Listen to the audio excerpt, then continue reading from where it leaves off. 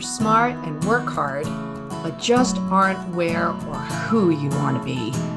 Welcome to your podcast, Real Confidence. I'm your host, Alyssa DeVere, and I'll be sharing a bit of brain science, some surprising social secrets, and a touch of tough love. Why? Because I believe confidence is everyone's fundamental right and choice.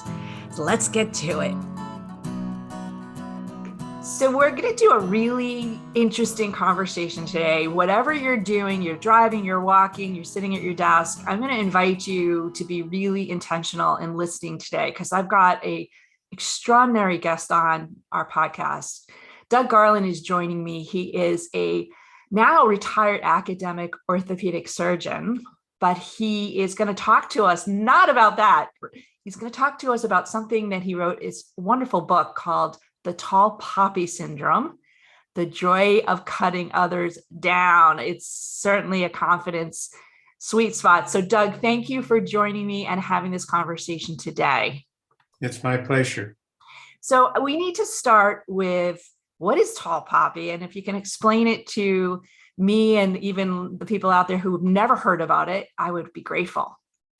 The tall poppy is a metaphor. It's for seeing a field of poppies and seeing one or a few taller than the rest and want to cut that poppy down so that all are equal. It's a very natural, emotional thing to do. We just can't help ourselves. So in America, this syndrome is not well known. So that's why I wrote the book. All right, so let's dig a little bit into that because you said a lot in a very short way, and I appreciate that. But when you say cutting other people down, like emotionally, verbally, or what does that really mean? Well, it is active and passive. So let's use your neighbor. So there's a lot of so-called neighborhood envy. So you have a nice block, and then you have someone growing tall. He is that family is nice yard, nice cars, are a little better than the neighborhood. So the active part of that would be maybe he has a really nice sports car and you key it. So you're actually using envy for this. Envy is the comparison emotion. Envy is two components, good envy and bad envy. Good envy would be try and emulate that family, whatever that means. I mean, if you want to work harder and have more money and buy a better car, but that's in emulation. But the true definition of envy is coveting what others have and actually wanting to destroy their happiness. So the bad envy is that wanting to destroy them. So the indirect cause would be disparaging remarks about that person to the neighborhood. And, you know, it's inherently hard to be really good, and it's inherently easy to be evil. So we have a tendency to drift towards the negative and try and cut that person down. Yeah, you know, we've done a lot of topics on bullying and toxicity and even on envy as a signal to tell you that there's something there that you actually really want and to use it productively. So I'm curious, you know, you said it's not as prevalent in the US. Do we see a very big difference culturally? Well, the original premise of when I actually felt I was tall poppied, and an Australian person told me I was tall poppied, and it's prevalent in the Australian society. Australia was a penal colony for England. And that culture has remained in that society. So they like everybody equal there, and tall poppy is part of their culture. After I was told that, then I searched America and I thought, well, maybe it's our individualism. Why don't we know about the tall poppy here? That we worship the individual. So my original premise of the book, I set the book up as a study, and the original premises was that the individualism prevented the tall poppy syndrome. 10 years later, when the book was written, I mean, it's all happening in 10 years' time. I'm learning more and more. I actually felt the tall poppy syndrome was in America more than any other country. And it's in all countries. I thought ours was protected by our individualism. But I feel it's actually the meritocracy of our society and the growing tall and crawling the ladder of success. And we have competition. And when we have competition, then there's going to be somebody loses. And frequently, if it's a negative emotion that drove it, anger, for example, but mostly it's envy, then you're going to have the tall poppy syndrome. So and don't forget that there are more tall poppies in America than any other country. So we have the opportunity to have more cutting. So both reasons, I feel it's more prevalent in America than any other country. And it was originally described as a government issue. The original description of the tall poppy syndrome was a kingdom, and his son went to the next town to rule it. He couldn't do it. So he sent a messenger back to his father how to rule. His father went out into a field of poppies and lopped them off. That was described by Livy. And that became the tall poppy syndrome, but it was really then governments cutting down the opposing leaders. And I actually felt our government is one of the better governments in the world. But I felt our government was also cutting people down, and they used the various departments, whether it's the Justice Department, the IRS, or Federal Trade Commission. But we have a lot of departments in our government that cut people down. So the tradition of the original description and governments throughout society, and our government gets no pass either. Yeah, and without getting too tangential, because I want to stay in the confidence lane always in this pod, but that you could actually say that is the fundamental difference between our political parties is the one's very tall poppy and the other one's very not, right? So yes, yeah, so interesting, absolutely. very interesting. And you and I as economic wonks, maybe we can riff on that another time, but let's go back to kind of the personal impact. And I know from even our own listeners, the number one requested topic has been how to deal with gossip and bullies in the office at work. But it seems that what you're saying is that tall poppy applies to all aspects of life and can happen in any, personal, professional. I'm curious, do you think we get rewarded to be a tall poppy cutter, or is that considered bad? So let me try and get both of that. So to help people understand the concept, I divided it into two groups. One is the peer-to-peer and one is the public.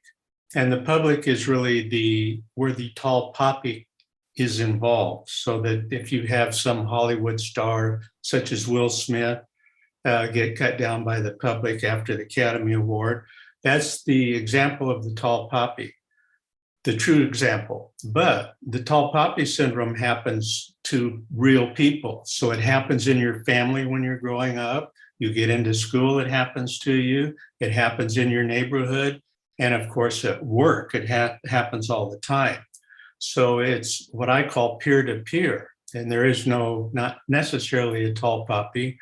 And that, once again, is driven by envy, especially bad envy. So you're in competition, whether you're in your family, in your neighborhood, at work. So the peer-to-peer is sort of equal people and somebody trying to get an advantage, and usually they do it negatively. And so that it's that cutting that occurs from the bad envy. But you're also right, it's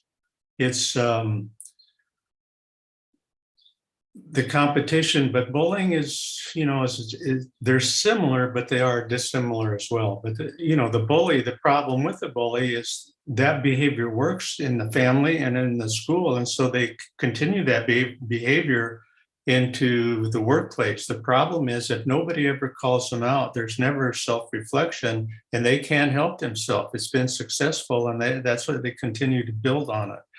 So part of understanding the tall poppy syndrome is it helps you, because it is so prevalent, I feel, in America, that there's emotions involved with the cutter, there's emotions involved with the cuttee, and there's also the emotions involved in the biased person watching the whole thing unfold.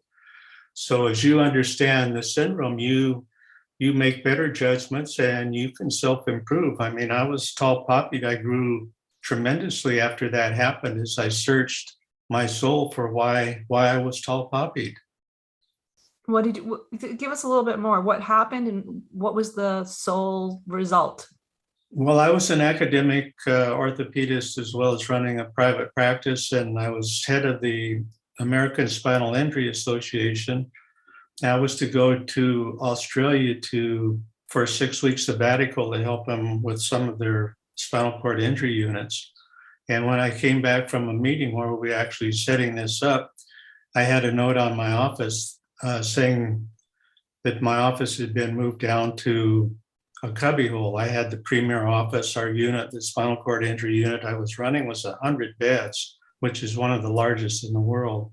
So it's a premier position, and I published a lot of scientific material from that. And I was just devastated when I found that note on my office door. And I've been at that hospital for 30 years, and most of it I had trained there. And for the most part, it was volunteer time. I had a busy private practice, plus all my research and stuff. So I was just dumbfounded at what happened. And fortunately, I went home and told my wife, and she called it moving your cheese. She said, well, they've moved your cheese. You know, you've been there 30 years and younger people are there and they want to move up. And so you're kind of in the way. So you need to go resign. So I went back to the office the next day, brought in two big plastic containers, and I threw all my research, all my slides, my talks, everything, just closed it, put my key on the desk and walked out. And I called the people in Australia and told them I wouldn't be coming. That's why I threw everything away. I knew somebody would talk me into coming back. And I told them what happened. They said, well, you've been tall poppy. So that was my introduction to the tall poppy syndrome. It was really good. My wife and I took Fridays off and we enjoyed LA, which is very hard to do on the weekend. And my private practice thrived. I became head of the joint service there and ran a good service. So it turned out to be a huge growing process for me. And plus then writing the book, which was 10 long years. So just because you get tall poppy doesn't mean that's the end of the world. I have a chapter in the book of the tall poppy syndrome and of the tall poppy Hall of Fame, and every tall poppy that's in that was cut down. Thank you for sharing that, and thank you for being so honest about it, because I think there is a clear paradox, or maybe it's just it's the result of the syndrome itself, which is we are encouraged to succeed and be academically, business wise, whatever your lane is, as good as you can be best, right? Correct. And I think, no, I don't think I know per se with my own educational lane, as well as all the people I work with and some of the accomplishments, it can really be intimidating to people, right? I'm sure there's a lot of podcasters you talk to that they're just scared to talk to somebody who's been a surgeon, right? Like it's just that's scary to people, scary in an intimidating way. And I guess my question to wrap up today's conversation, because it's fascinating, and we're going to put information about your book. People can really dig deep. Is how do you avoid, or should you avoid, being a tall poppy, particularly if you're in the United States? Is that something that we should learn how to do, or is it just something that we need to be aware of?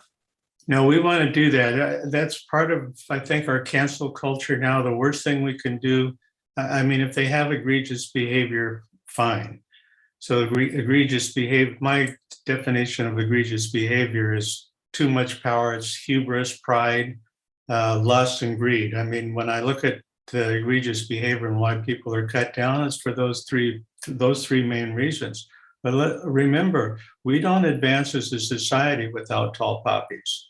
So it's really good to have tall poppies. And you're right. I mean, the mantra in my household was you got to go to college to get ahead. So it's just driven into us. It's in America, it's part of who we are. And I'm a true believer in that. And, you know, I grew up in a small farm town, and fortunately, I had good envy. I didn't understand it at the time, but I always aligned myself with smarter people because I knew they had better habits than I did. They had something I didn't have, so I tried to emulate them. That's how I got into medical school.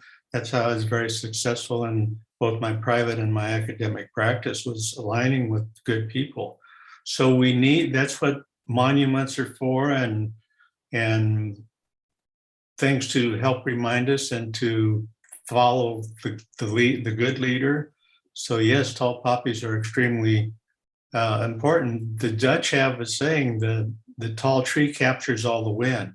So that's why some people don't want that responsibility, because when you stick out, there will be people want to cut you down. And that's why the book is important, because it helps you understand the emotions of the cutters and the emotions of the cuttee, and your own emotional involvement in this, especially if you've been cut down. If you've been cut down, it's time for growth and self-improvement.